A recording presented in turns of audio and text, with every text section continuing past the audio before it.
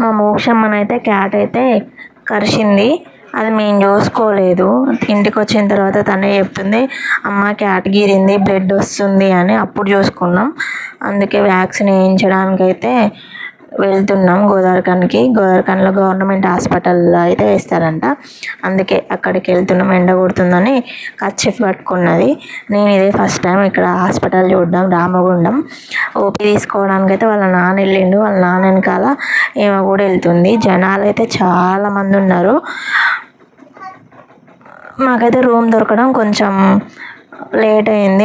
వీళ్ళని అడిగితే లాస్ట్కి అయితే రూమ్ దొరికింది, డాక్టర్ రూము. వాళ్ళైతే వెయిట్ చూసుకొని నేమ్ రాసుకుంటున్నారు. డాక్టర్ దగ్గరికి అయితే వెళ్ళినాం. తనైతే అది చూసి రాస్తుంది. వేరే బిల్డింగ్కి వెళ్ళామని చెప్పింది. వేరే బిల్డింగ్కి అయితే వెళ్తున్నాం.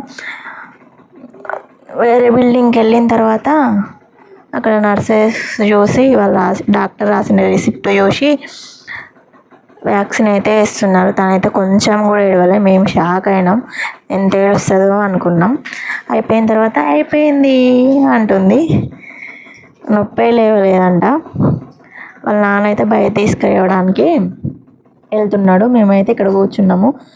పిల్లి గిరిందని అయితే లైట్గా తీసుకోవద్దు. వ్యాక్సిన్ అయితే ఖచ్చితంగా వేయించాలి. నచ్చితే లైక్ చేయండి.